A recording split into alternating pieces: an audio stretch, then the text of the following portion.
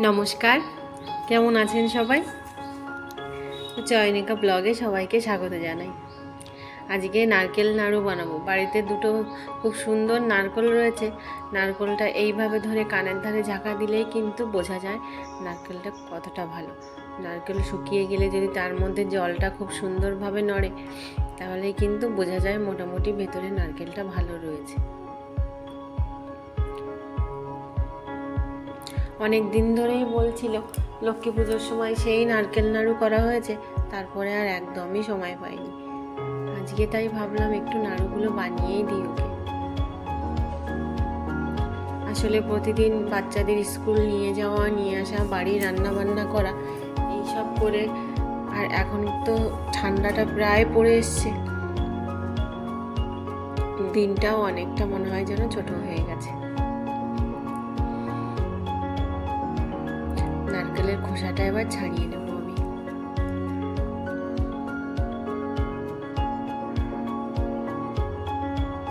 পাথরের উপরে ছাড়াতে গিয়ে বারবার খোসাটা স্লিপ কেটে যাচ্ছে। দা দিয়ে ছাড়াতে গিয়ে অনেকটাই আমাকে বিপদের মধ্যেও পড়তে হচ্ছে। বারবার নিচ দিয়ে পিছলে যাচ্ছে, আর এদিক দিয়ে শক্ত করে ধরাও যাচ্ছে না, ওই জন্য বেশ খানিকটা সময় লেগে যাচ্ছে। আপনারা যখন এইভাবে নারকেলটা ছাড়িয়ে নেবেন, তখন অবশ্যই নিজের হাতের দিকে একটু খেয়াল রাখবেন। দা দিয়ে নারকেল ছাড়ানো চারটিখানি ব্যাপার নয়। আবার যারা ছাড়াতে অভ্যস্ত, তাদের কাছে কিন্তু খুবই সহজ ব্যাপার, একটু সাবধানতা অবলম্বন করা, এই যা। প্রায় আমি ছাড়িয়ে নিয়েছি, বেশ শক্ত কিন্তু খোসাটা।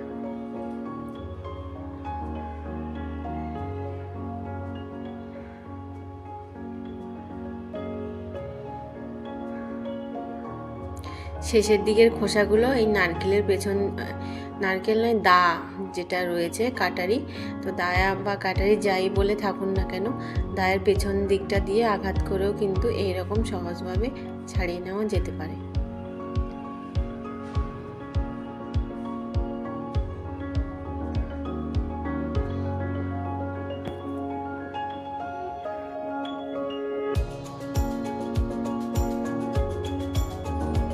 নারকেলের যখন জলটা আমরা খাবো বা ফেলেও দিতে পারেন, তখন কিন্তু একটা বাটি নিয়ে নেওয়া ভালো।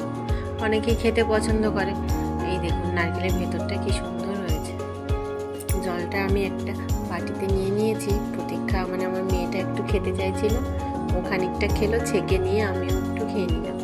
ভারী মিষ্টি হয়েছে জলটা।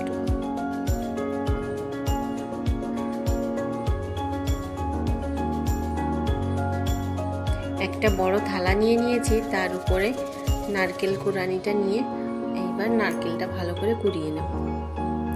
নারকেল যখনই আমরা একটু নাড়ু বানানোর চেষ্টা করব, তখনই কিন্তু এই নারকেল কুড়ানি দিয়ে কুড়ালে কিন্তু নারকেলটা বেশ ভালো কুড়ানো হয়।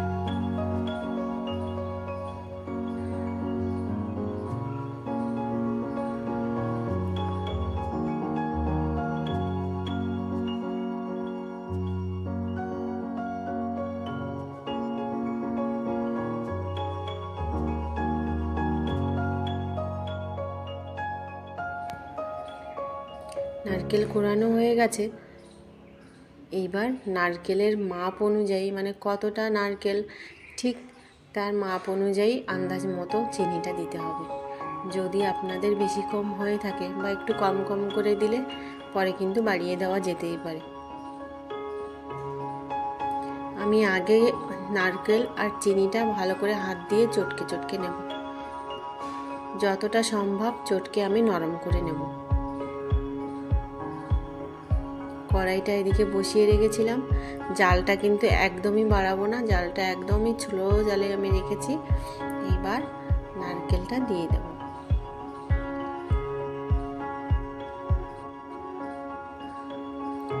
নাড়ু বানানোর ক্ষেত্রে আমার যেটা মনে হয়, জালটা কিন্তু একেবারেই কম আঁচে রাখা ভালো।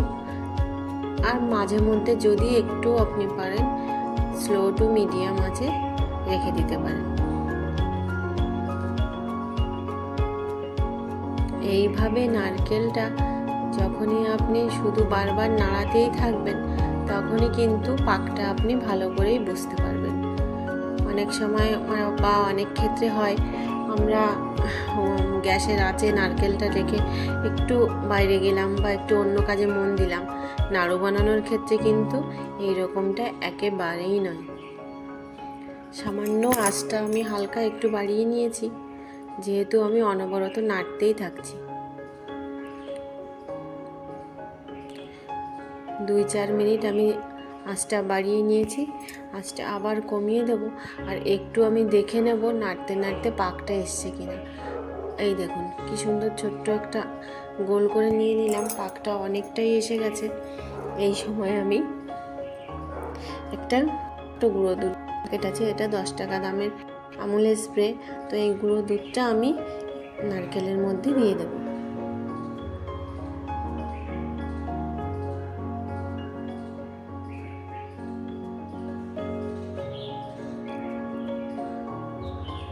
এবার কিন্তু খুন্তি দিয়ে ভালো করে নাড়িয়ে নাড়িয়ে একেবারে মিশিয়ে নেওয়ার পালা।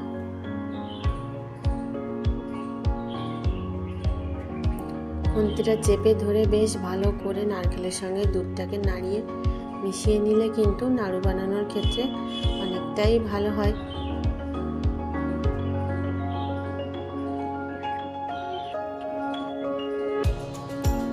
নারকেলটা আমার এইবার একদমই হয়ে গেছে।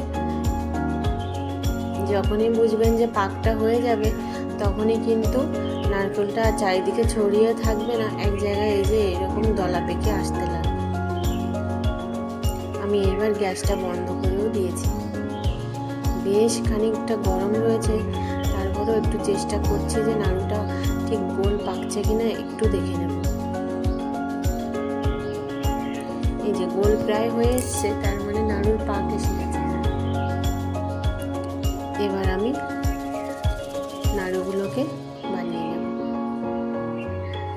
2 হাতের তালুর মধ্যে রেখে গোল পাকাতে পারেন, বা 1 হাতে দিয়ে এইরকম করেও গোল পাকানো যেতে পারে। আমার কাছে তো 1 হাতেই বেশ সুবিধা লাগে।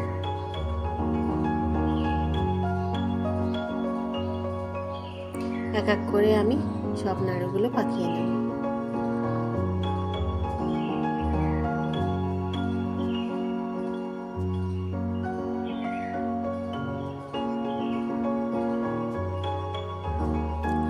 বেশ গরমই লাগছে। আপনারা যদি খুব গরম থাকে বা সহ্য করতে নাই পারেন, হালকা একটু ঠান্ডা করে নেবেন। খুব ঠান্ডা করে নিলে কিন্তু নাড়ুটা ঠিকমতো গোল পাকানো যাবে না।